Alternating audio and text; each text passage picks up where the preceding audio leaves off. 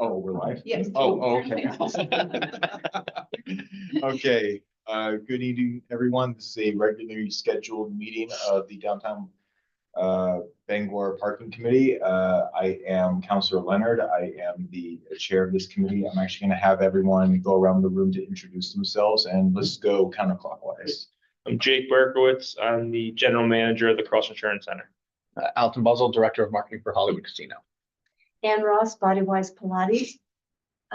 Kelsey Hobbs, downtown resident and professor at University of Maine.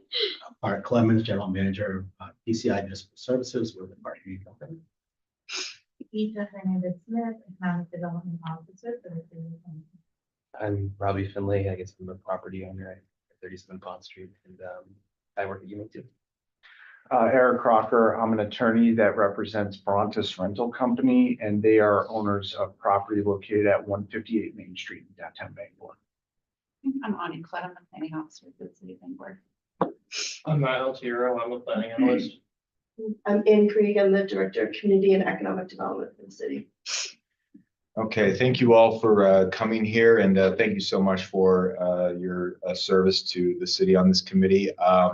So we're going to go right ahead and get into new business for GNISD parking buffer requirements.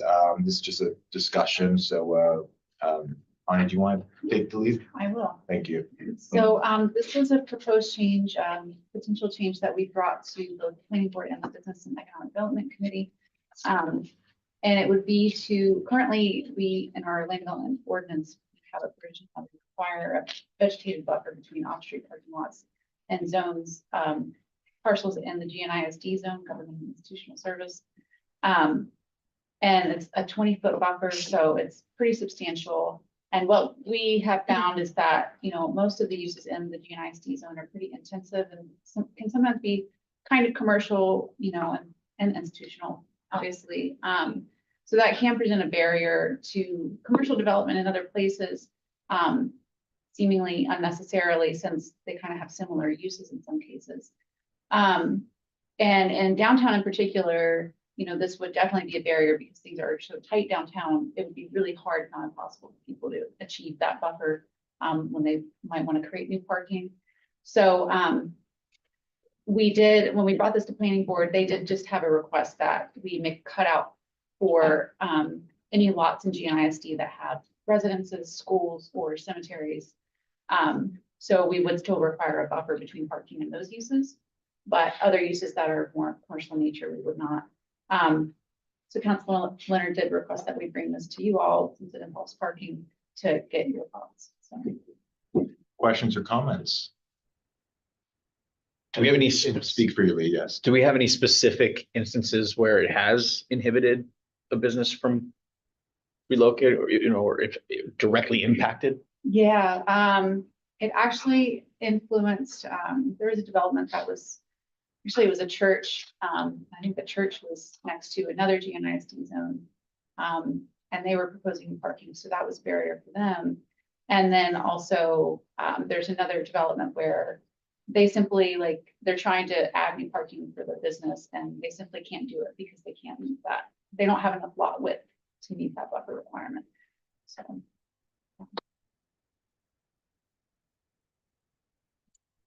Is that inhibiting them from expanding their business? Yes. And honestly, from maintaining their current business as it is, because they're getting more customers and need that.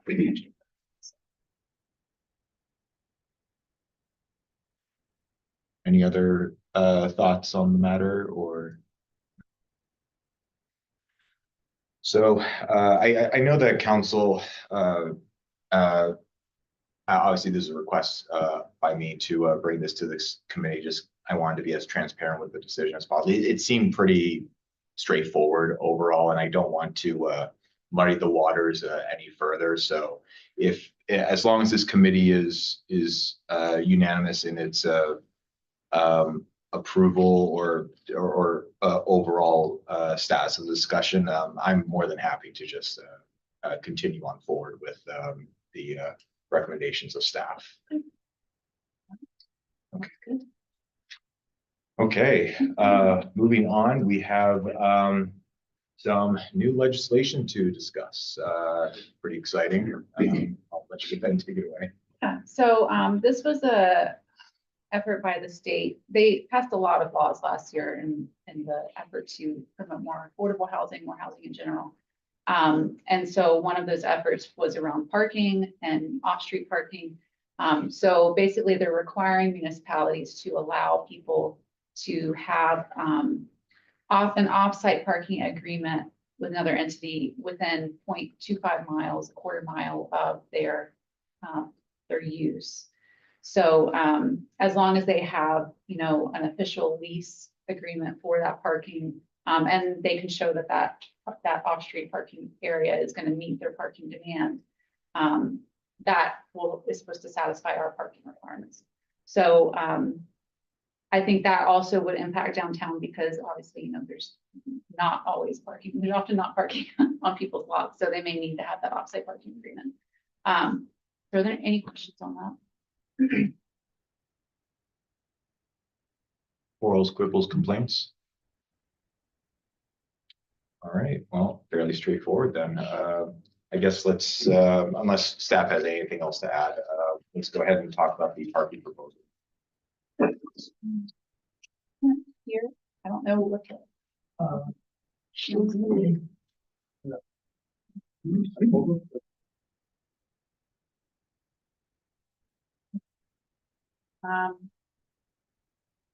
It would be here, so I can review it unless you all want to postpone when the applicant can be here. I don't know how these kind of work. I'm not on that parking meeting, so. I know that applicants out.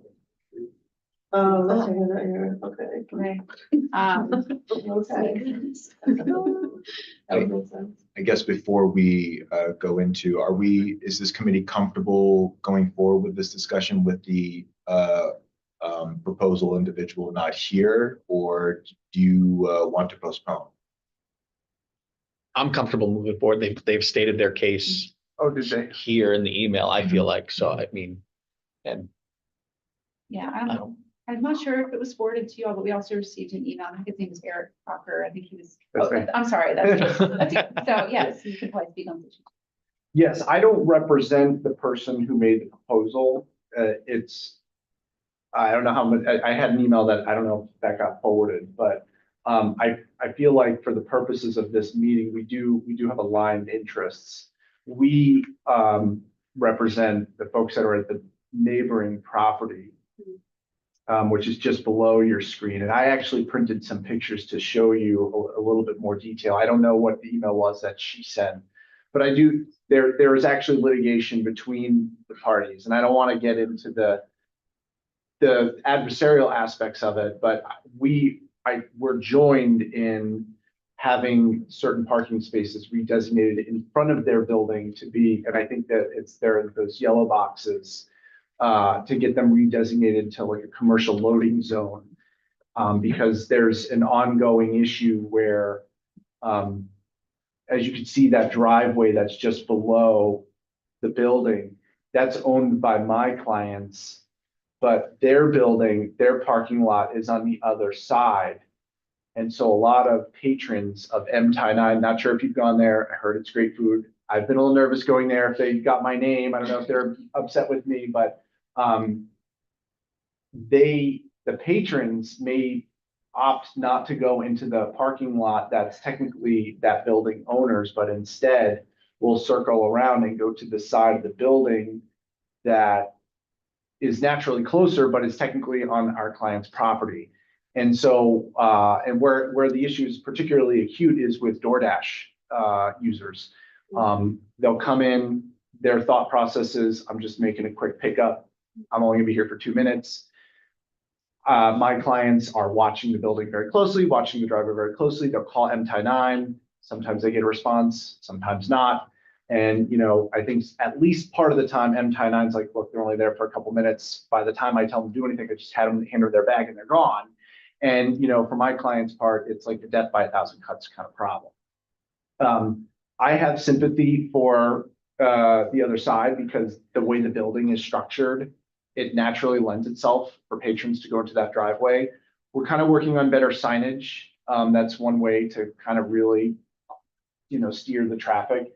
It's never going to be a perfect solution because people are just going to look for the closest entrance, especially this time of the year when they want to get as close as possible and walk outside as, little as possible. So those two spaces right now, I believe, are 90-minute parking spaces. So if you have one random customer that comes in, they're just going to go in and enjoy that great parking space. And then that's 90 minutes that you don't have door dashers that can just go in and out. If we can make a commercial loading zone, the door dashers would have more access to that. It would mitigate the problem. And then, sometimes another issue is that there's like food vendors or, maintenance workers that'll come in for M9. They also could utilize that space as well. So I think, I don't know exactly what they proposed, but I think we're aligned in getting it proposed. I have other pictures if people want to just take a look at the building. Maybe you know the layout so well, but it's the Hopeful building is our building, and then it's M9 is that really nice building on the other side of it. But unfortunately, I printed it in black and white. But you can see the building really does, the M9 building really does lend itself to, coming in on that side. So I could just pass them around if people want to take a look at it. And then they're Google Map pictures. It's not, I mean, you could literally just like look at them on your phone and travel it yourself. But yeah, those two spaces. I'm not the first attorney on this case. The attorney that originally represented Brontis Rental Company, he just happened to become a judge, and I took this case over. So I am kind of getting into this in midstream. So I wasn't involved in pre-litigation efforts to try and resolve this without taking it to court. It was already in court once I got involved. But yeah, and I don't know the exact process on getting something redesignated. I just heard about this meeting. Like, I will go and talk to people and see what I can find out. So if there's more formal processes that you have to engage in, please let me know. I'll do the legwork on that. But yeah, I mean, that's pretty much the situation. Whatever can be done, please let me know. I guess before discussion, I know that this is an area of parking that is our most problematic. And so I'm not sure if this sort of strategy would help or impede those issues, but I definitely am open to either opinion if the committee wants to further discuss this. Yes, and also just feel free to speak freely. Question. So is what in the email, it says short-term 10 to 15-minute parking limits, but is that what commercial, is that the same thing, or are those two different things? Those are two different Okay. things. Okay. I'm not opposed to that proposal either. I mean, I'm open to creative solutions, whatever makes most sense. I know that really for you, it's more about the city than it is about these two particular property owners. So I know that those views are not aligned. I mean, I can tell you that there have been some instances where the police have been called because they're really trying to get a car to get moved to move. Those are the more extreme incidents. A lot of it is more by the time I get out there, the door dasher's gone. And then there's also those 4 spots there too, like in front of the Brontis, the Hopeful building too. So, whether it's commercial loading, whether it's 10, 15 minutes, I'm open to, we're open to that. So then I have 2 thoughts. I think you said previously that y'all can enforce 10 to 15-minute spots. I mean, we will enforce it as part of the routine, Right, but but it won't be like on the we're not dot, gonna- which, the car's not coming around every 15 minutes. right, which isn't a huge deal if people think that you're going to enforce it. Correct. I guess the question I have is like, that works before 5, but then at 5, those become like not enforced time limits at all. So in the evenings, like particularly with DoorDash, I think of that as being like an evening experience. To me, that doesn't necessarily solve the problem, because at dinner time, people are gonna still park in those spots for however long they want. So in that sense, then it makes sense to make it a more of like the commercial loading idea if DoorDash knows they're allowed to park there. Because then regular people can't park in that space. But if, oh, go Yeah, ahead. I think commercial just to give some definition, I think, Yeah, what from is what I that? understand, for commercial, parking requires a commercial plate. So DoorDash would Oh, not so they even wouldn't be, able to do that. if they were to park there, again, It needs to be like a loading zone or something. and, I think, giving all the, ramifications, loading zones, there are loading zones throughout the Yeah, city. that's true. So those are an option, but those typically are for, trucks, commercial Right, the big trucks. ones, yeah. I just don't, I mean, DoorDash is certainly something every city is dealing with. Yeah. And how to keep that curve turning over. So, I mean, the 15-minute zone, we have a few of those throughout the city, so that's an option. Again, it's more of a deterrent than it is an enforceable, just as long as the committee's aware of that. Mhm. Is that short-term parking? You mentioned how it's after 5 o'clock, it's not in effect. Correct. But does the sign say until 5? Can it say nothing and just be theoretically 24/7? If it's more of a deterrent than I don't know. Right, Cause I like the idea of a short-term parking. I like it. I think that solves maybe the issue, one issue. nothing is ever gonna 100% eliminate it, and I've tried to steer the clients into, at least embracing that, short of like getting an electronic arm, which is gonna cost them $100,000, which it's no longer practical to do it. They also break all the time.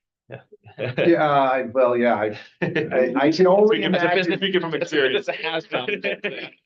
I can only imagine if, the day after it breaks, after we fight for that kind of arm, and then they're like, it's not even working, so that would be frustrating.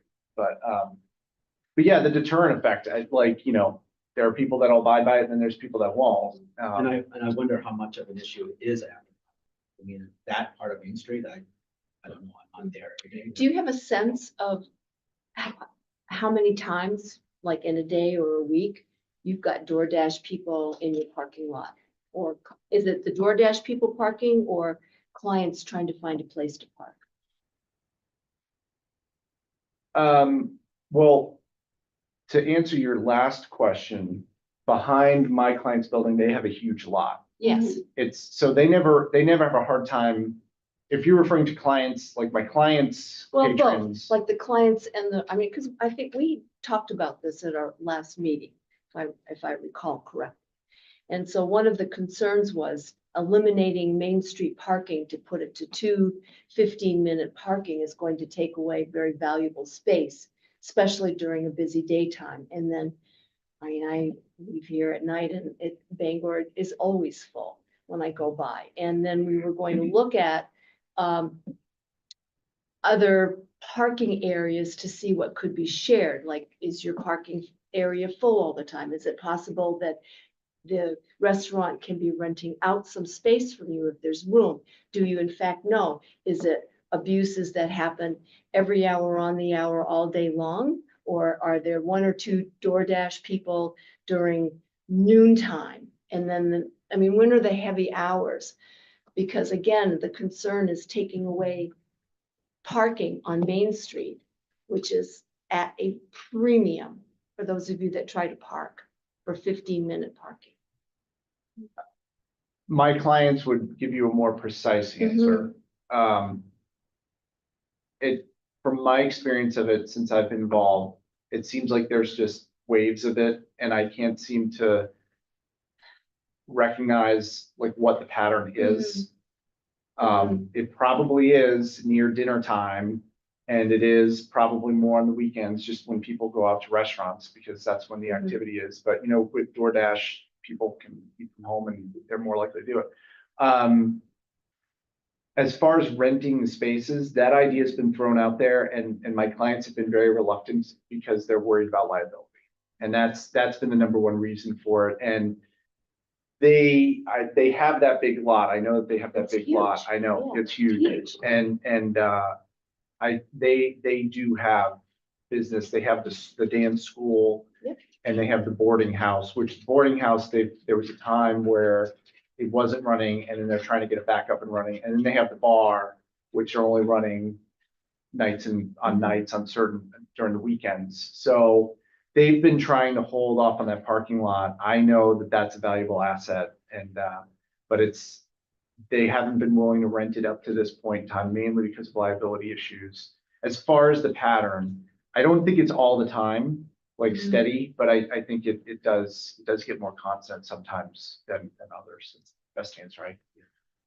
And I actually do want to add that it's actually important to also consider, to carry off of your point, is what effects this change would have on entities that are not this table for discussion as well, that do utilize those spaces. And so,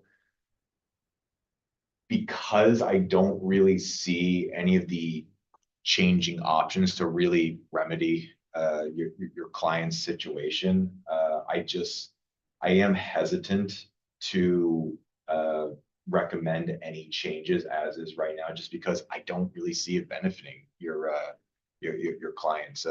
And I also don't know how it would affect the other citizens as well. But that's just my analysis. Please feel free to speak your own minds, but I wish we could figure out some way to actually help your clients, but between commercial, which just doesn't seem viable, and the 15-minute parking, it just sounds to me that neither of those options is really going to, I think, change anything.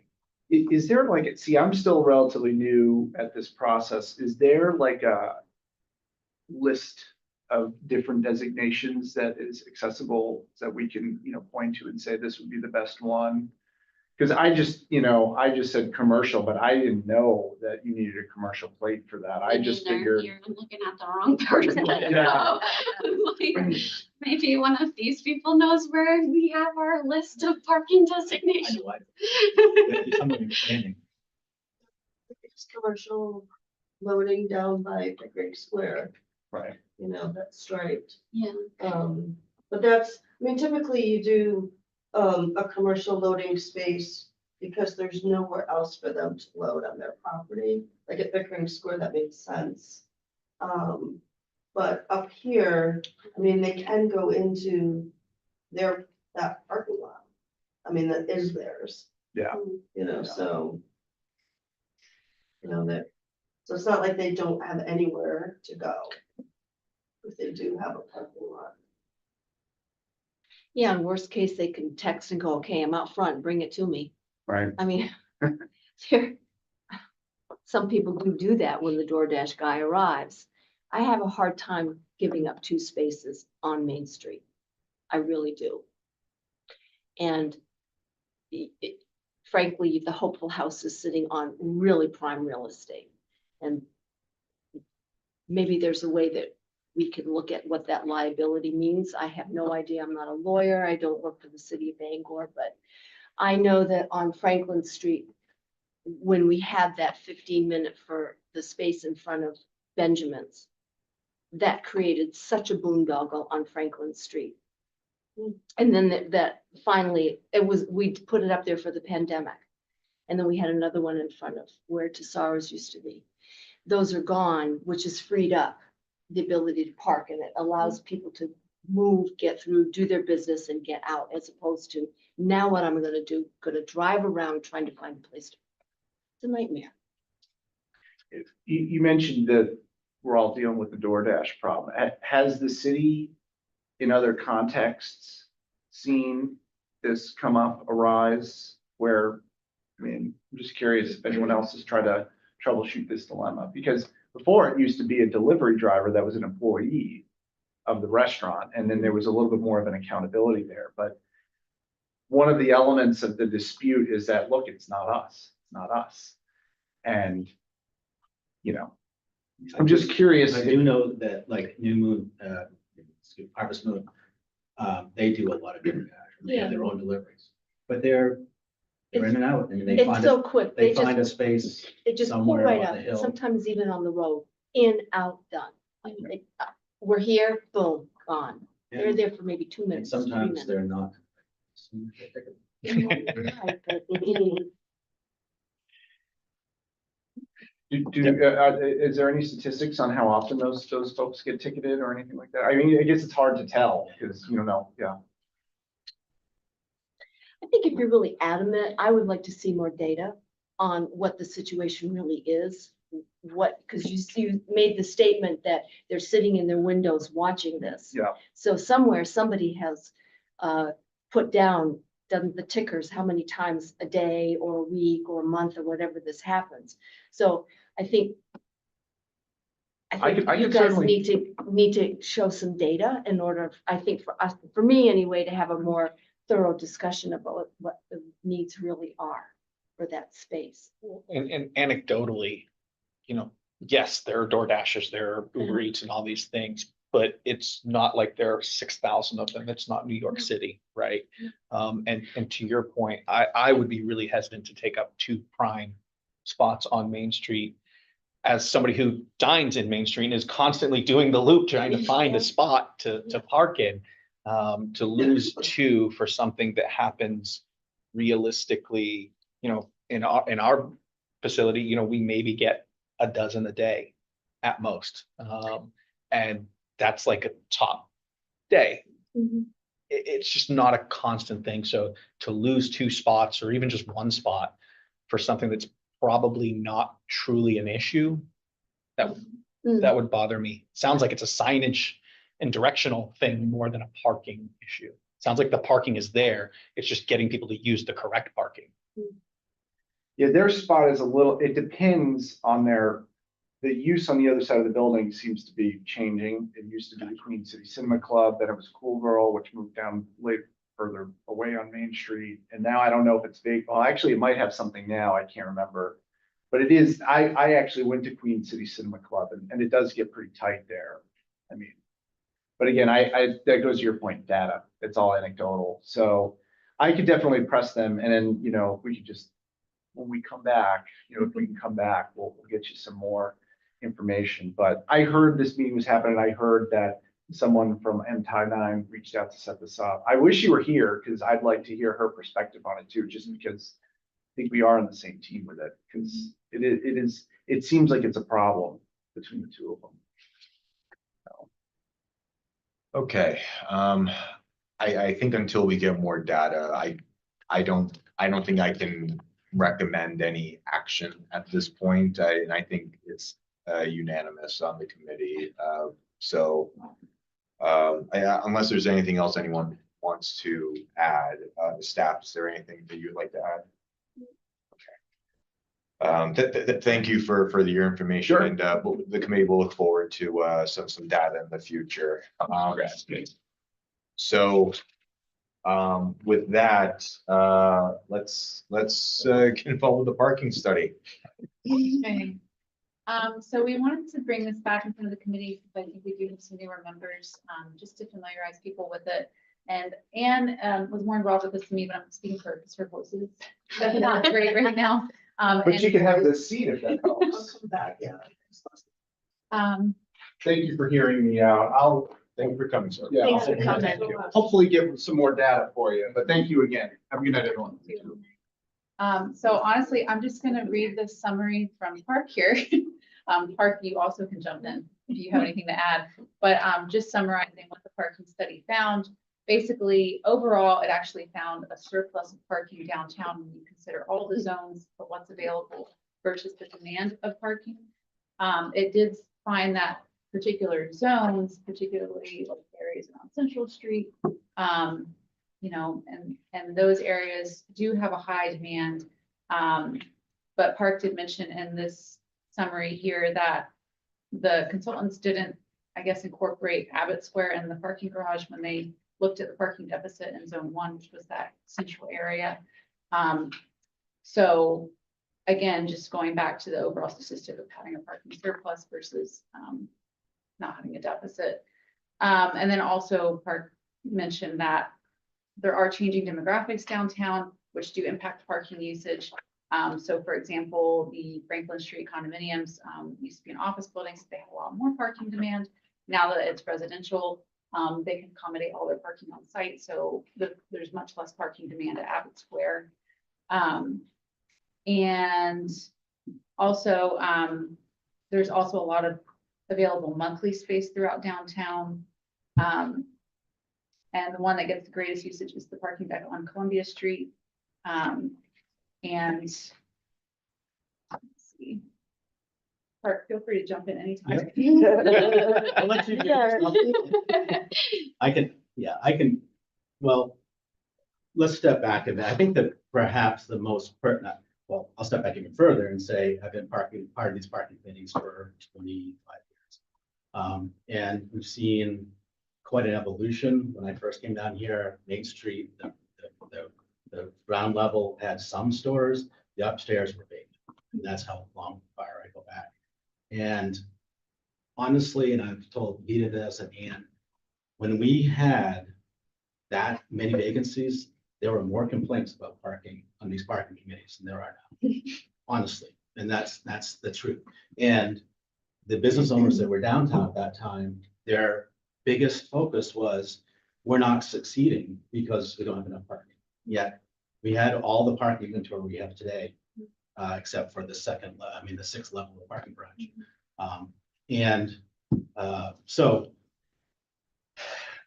we also, back in 2019, we did an occupancy, on-street occupancy, when we took over the Republic, my former employer, but I stay here, my company's changed.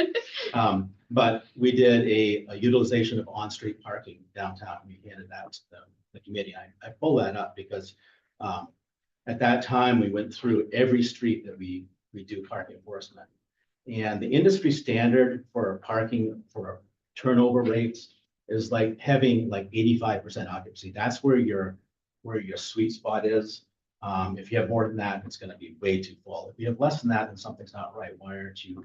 And I was surprised actually to find that every street downtown was 85% or lower. And some streets really low. I mean, so that there were so many vacant spaces. Now, of course, you don't have that space in front of the store I want to go to, or the restaurant I want to go to, or the office I want to go to. Yes, it might be a block away. And I know, I mean, I've worked down here for this long. And so I know, and we come down here at night and you know, you're not going to get the space in front of Nocturne unless you happen to be really lucky or in front of OPC. But, you know, it's just, the capacity is there. And I think the biggest part of my summary was the utilization report, which I gave you. This is something we use internally that shows all the monthly parking that we sell. And I've updated it a little bit for December, but it's about the same. But according to this, and these are real numbers that we actually, how many permits we actually sell based on availability. And we still have 33% of our parking is still available right now today on these lots. That's not on street, that's just off street. Back in 2016, it was only 25%, just as a concept. And that goes back to what I was trying to summarize, and that is that as these buildings redevelop, a lot of them are becoming residences, or condos and so forth, and upstairs they're becoming apartments. Those used to be businesses and way back, and a lot of them were office buildings, like the Bangor Savings Bank on Franklin Street. When that was there, Abbott Square was full. You had a waiting list to get into Abbott Square that was 3 or 4 years to get into monthly parking. Now, anybody who wants to come up and get in there. The one thing that we have done over the years is price point different lots to incentivize people to go. You know, if you can walk, you can get a lot for $33 a month, so $1 a day. If you don't mind walking. Now, if meeting right beside your business means a lot, then it's going to cost you more money, like on Columbia Street on the deck, which is the one that has the most waiting list right now. So again, everything within that study, it jives with everything that I've seen on a daily basis and what my parking enforcement people see on a daily basis. The only thing that their zones are random. I mean, they just picked zones based on perimeters. So it put one of the zones, like zone 1, which is definitely the highest concentration, but it did not include Pickering Square and Abbott Square, which are your parking source for Main Street, basically. That was Pickering Square, that was before me, but that was built in order to accommodate basically all of downtown. And, you know, I used to use the illustration of, you know, you can walk from any floor to and Pickering Square to here, and it's only 7 minutes. And that's pretty good for a downtown. So anyways, that's from a parking operator, that's my conceptual idea. And yes, there are always tweaks, and we just heard one, about downtown, and there's been a lot of discussions. We tweaked the time zones from 60 minutes to 90 minutes and tried to help. Sometimes that has the reverse effect. But what I was surprised about too was that there was always this concern of employees taking up a lot of parking downtown. And that's not as big an issue as it used to be. With the parking enforcement vehicle and the Barnacle, which I'm sure you've all heard about. That's how that, and it wasn't, again, and I've made this clear to in the media reports and to anybody here at City Hall. That's not about collecting revenue. That's about putting into action what you folks decide as the parking. If this is 90 minutes, it's supposed to be 90 minutes, and you want that space to turn over every 90 minutes.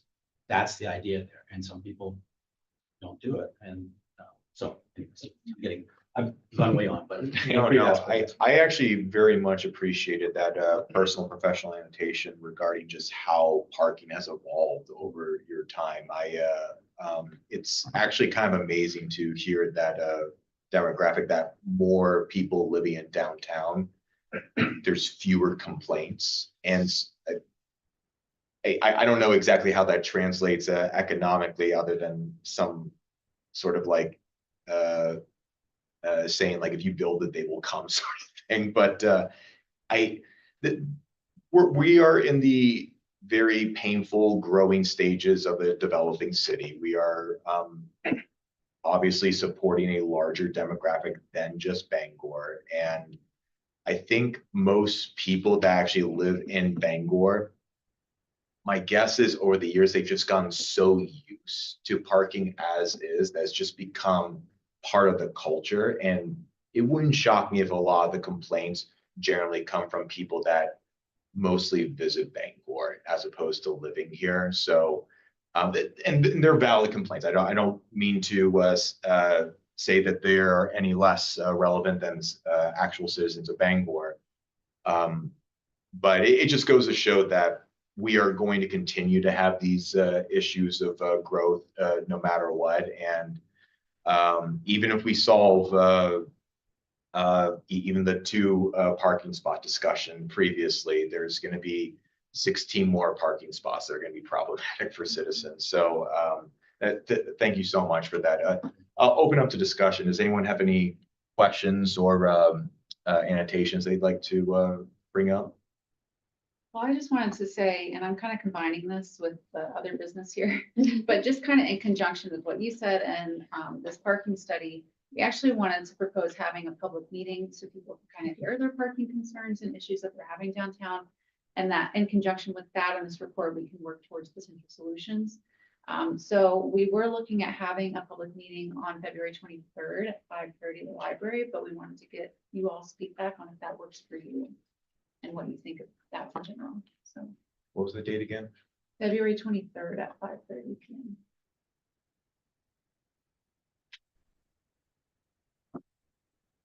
What day of the week is that? Monday. Like, Well, no, I Yeah, take my council. students to Boston. Yeah. So yeah, we might actually need to revise the date on that because I forgot that's going to be a council meeting night. So yeah. that will actually start the other conversation that we need to have at the end of the meeting. So anyway, sorry to interrupt. We can work on scheduling, but just wanted to make sure you all were good with that. So I mean, the 26th, because it's a Thursday, we meet on Thursday with that. Just so there's some, we'll have to make sure there's no Congruity. other night meetings that night, but you can tell Ben to move them. okay. Any Just other? kidding. Yeah. Oh no, I took you very seriously. Any other comments or questions for staff? Okay.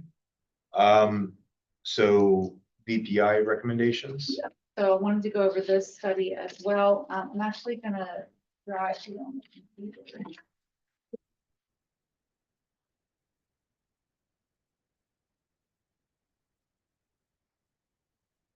We are gonna work on putting this on the city's website under city plans, so you can get there easily. Oh, I'm sorry, okay.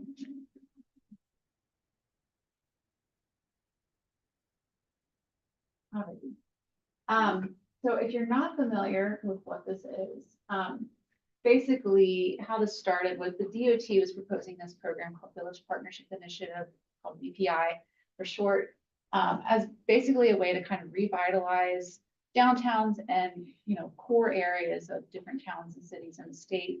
And it was supposed to be in conjunction with this federal funding that was available at the time called the RAISE grant. And so, they were helping us, you know, come up with these recommendations to improve the safety of downtown for walking, biking, and driving. You know, increase accessibility, things like that, traffic calming. And the idea was that we would take these recommendations, then DOT would help us apply for that federal funding to do those things. Unfortunately, at this time, that federal funding isn't there right now, but the hope is that in the future it will be there again. So we wanted to just go over, you know, all these recommendations with you. I believe council did officially adopt some of the recommendations from this. My memory fails me. I think it was I'm last pretty year. sure, yeah, we did last year, Yeah. February. So I'll just go over this real briefly and then talk about where we go from here. But there were actually a set of three, or no, actually they did. It was three different Oh, types of yes, we did. recommendations, right? So one was roundabouts, and then I think roundabouts were next, and Right. council voted in favor of just doing two-way traffic and kind of modifying the intersection. But it's a very lengthy study, and you can kind of go through and look at the background and the public engagement that was involved. There was extensive public engagement. BACS, the Bangor Area Comprehensive Transportation System, helped a lot with that. They went to different public meetings and workshops and things like that to get people's feedback. And let me just try to find some general recommendations here. There's extensive recommendations on providing bike lanes, especially buffered bike lanes. And the idea is to have those bike lanes, it's not showing it here, but to have the bike lane on the interior and then have parallel parking and then have the travel lane. And you would have a buffer ideally between the bike lane and parked cars to protect the bicyclists from, you know, being doored by parked cars. There were a lot of recommended changes to intersections to kind of narrow them in places to really help pedestrians be safer when they're crossing those crosswalks. And then also reconfiguring some of the parking to be parallel in some places versus the diagonal right now, especially along Harlow Street, because like it is a safety issue as it stands now. I know you were involved with this. Are there particular like major things that I'm kind of missing? Well, there's a lot of, I mean, it was one of those projects that started out as a streetscape and infrastructure utilities upgrade, and then kind of grew to, you know, let's look and see how we're using these downtown intersections and streetscape improvements and pedestrian and bike improvements. So I think that's the big change, is making, hopefully it's more safe for pedestrians and bicyclists. Yeah, and increasing like kind of a bump outs here to make traffic slow down a little bit and make it safer for pedestrians. Right. Um, And that in turn widens the sidewalks, which gives Right. a little bit more relief. So I think this was, am I right? This was one of the major like overall changes here with the two-way Mhm. traffic.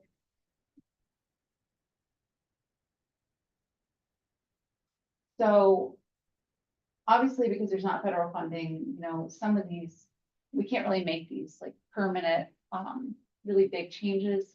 But something that we were thinking about was maybe we could just look at restriping just to kind of test this system out, this new traffic flow and new reconfigured parking and everything, just to see how it goes. And so we did talk with engineering about that, and we think it would be possible. So just kind of wanted to get people's thoughts, you know, before we kind of progress with that. Thoughts? What are we restriping? Can you What is that? just say, tell us what the streets are? Because I Yeah. remember looking at the different proposals. Yeah, so this is Central Street, Yeah, Harlow, State. And I'll have to continue up here. Okay. and see if we- so right now the proposed roundabouts are gone and you're just gonna stay with the lights. Yeah. Yep. And then improve the pedestrian crossing signs, because right now many of those don't, they're only one direction. They don't go this direction. They go one only. Did you know Yeah. that? I think Like the that one would on be- Harlow Street to come over to here Yeah, doesn't exist.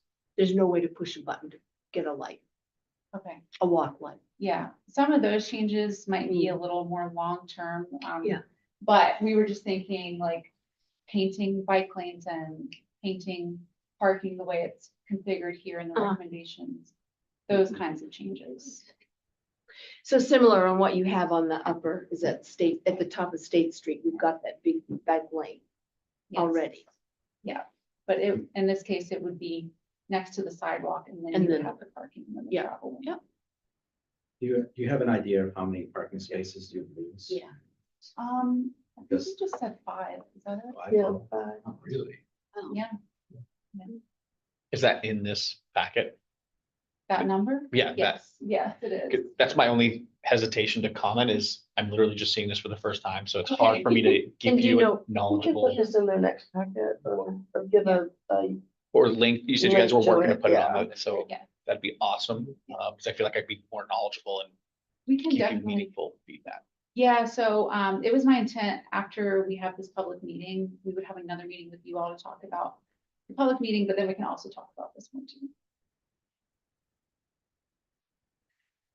I can only speak for myself, but I, of course, am completely game for testing new traffic, especially if it means meeting some of our environmental traffic goals. So it's I mean, it's just part of the overall strategy. So we have to start somewhere. Of course, we're fine with experiments. Okay, great. I'm shocked. Any other thoughts or questions on this matter? So we'll send this to you all Thank just you. directly so you have it easily. I think it's great. Okay, great. I do. Okay. Do we want to continue again with that public meeting or just kind of hash that out? I think we'll have the public meeting just so we can make sure everybody's voices are heard. So Sarah will work on the scheduling with everybody, make sure it's scheduled. So. Okay. Any final thoughts before we move on to the next last minute added discussion? No. Okay. So this committee is very unique in the city in that it's the only volunteer committee that has a counselor that is the chair of the committee. And this has posed problems in the past simply because if the council chair of the committee is unable to make it, as it has happened in the past, then assuming the ordinance hasn't changed since then, that the committee cannot actually continue with that meeting. And sometimes, like, regardless if it's because of scheduling issues or last minute mess ups or something like that, that's still not ideal for your committee, which is a fairly important one. And so it is important that we have these regularly scheduled meetings, because there was a time where when I was on this committee before I was a counselor, we didn't meet for almost 2 years, and that just can't happen again. And so what obviously I would like this committee to recommend an ordinance change so that we no longer require a counselor to be chair. I would love to continue to be a liaison and provide the support that I can, but I think it's actually immensely important to make sure that a volunteer chair has control of this committee, because I personally, if I had biases, can easily bring them in to here and manipulate it so that by the time it gets to council, that there's already so many different types of transparency issues. And so that's actually my biggest concern. So I think for the future of this committee, I would very much like to see that ordinance change so that one of you can take on the mantle responsibility. And also the other thing too, and this is additional, council is also changing the way that we look at all committees. So we're trying to make sure that all committees have a council liaison as well. And from the discussions that we've had at council, and we're still going to have more of these discussions. I think that's, with the exception of the ethics committee, that's going to be a uniform process overall, and that won't be an exception for this committee. So I would like to suggest that this committee go forward with this recommendation. Otherwise, I am just going to recommend this at council to change. So I really appreciate if you guys did it, as opposed to me having to start this with a council discussion. But please feel free to discuss this right now if you so choose. Is the ordinance that the chairperson of the committee has to Yeah. be, or is it that the chairperson has to be here to hold the meeting?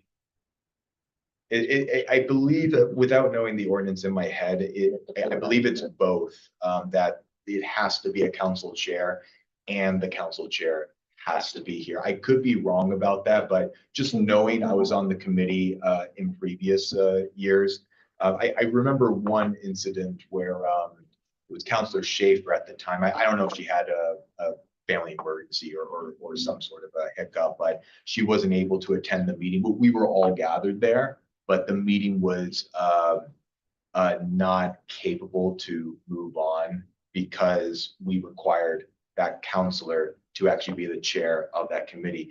In my recommended version, if the chair didn't show up, one of you could basically make a motion to have either the vice chair, if there is a vice chair elected, or another committee person to take on the roles and responsibilities of the chair for that meeting, which is standard for every single other committee that we have, including ethics.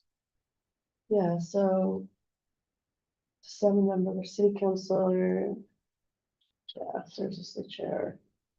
So there isn't like a vice chair, in other words. No. Like other committees, we often will elect a vice chair. So what is the proposed language change? Just that the committee would have a volunteer chair? That would be just, That you would elect a chair once a year, just like other committees. Usually, once a year, there's election of officers, and it would be a chair and a vice chair that you would choose as a group. And that language is in like the other committee? Yeah, Okay, so we can take a Yeah. look at it too.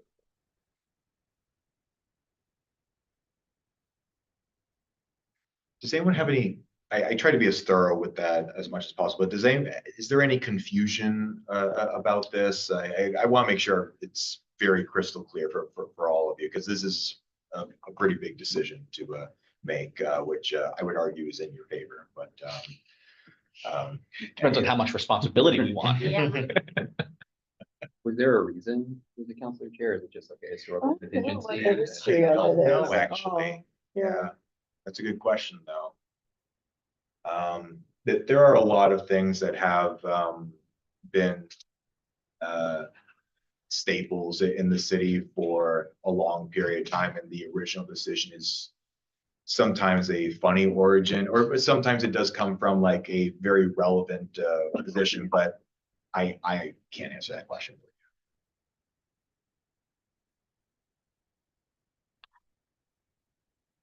I have no concerns with it. I mean, I would like to, I mean, should we have a proposal, a motion that we put this forward?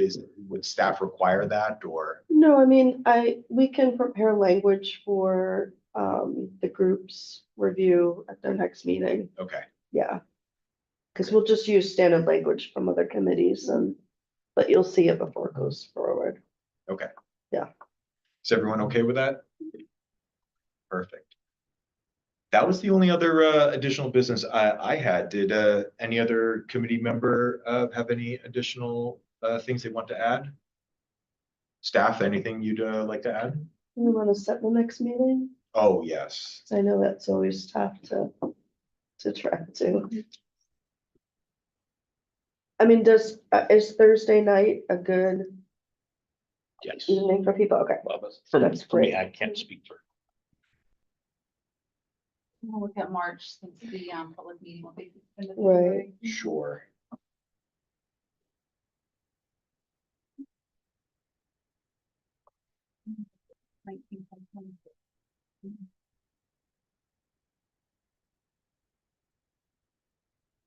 As long as it's after 2:30 PM, any of those days are good for me.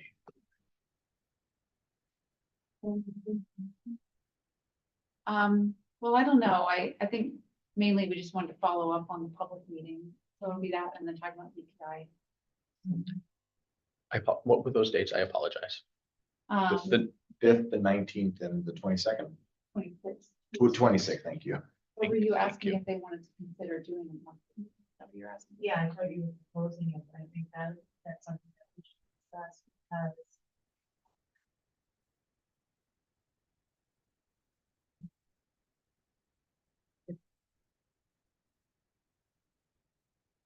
Yeah, it would be good to set like the third Thursday or whatever it is, so that way, and if there isn't an agenda items, we can always, cancel the meeting, yeah. But just to have it set. So first Thursdays are really hard. Would have a conflicting board meeting that happens the first Thursday of every month. But any other Thursday works. So probably the third Thursday, because the second Thursday, we have HBC, so. Or the 19th? Is there a time that works best for everyone? Does this time work at 5:30 for people? Works, yeah, for me. Okay. Great.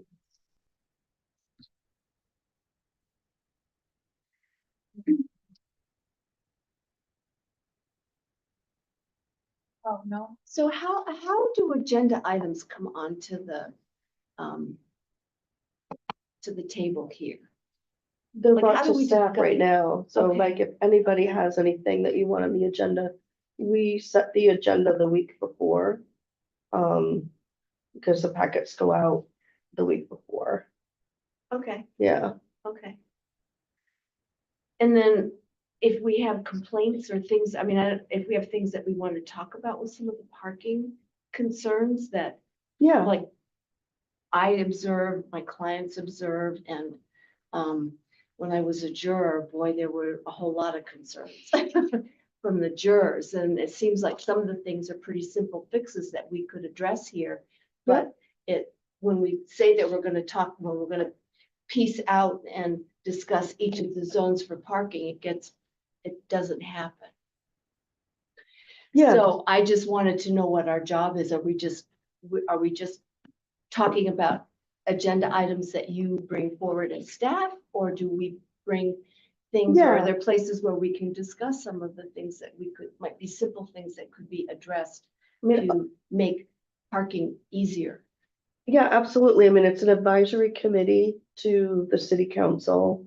So we will bring things that people have requested changes, like the Main Street thing, because that ultimately has to go to city council. So, on that one, ultimately you'll make a recommendation to city council for them to decide.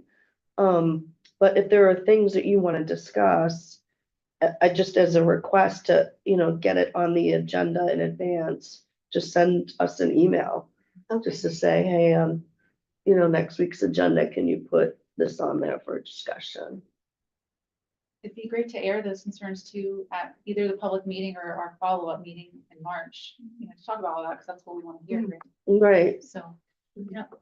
But like you are all chosen to represent not just your opinions on things, but also those discussions that you feel are necessary to bring forward. So just reading what Ann said, but please bring forward those discussions as you see fit. Even if you are the minority person who wants to have that discussion, it's still hyper relevant for you to bring your perspective forward. So thank you for that question.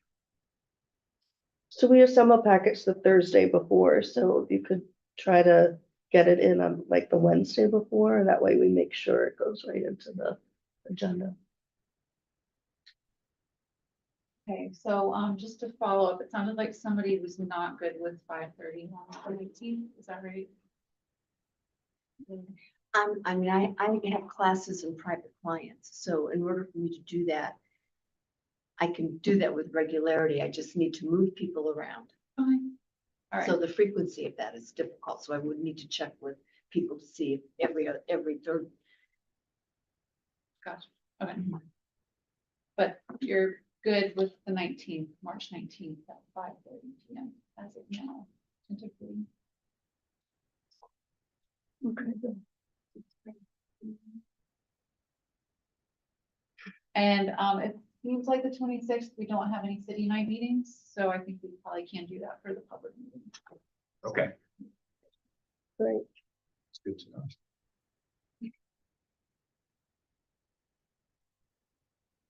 We may do that at 6 PM just to give people enough time to get off work and things like that.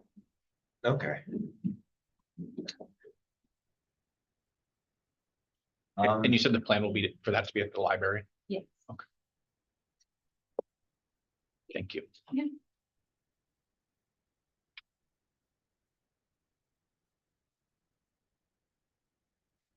Okay, any other final thoughts?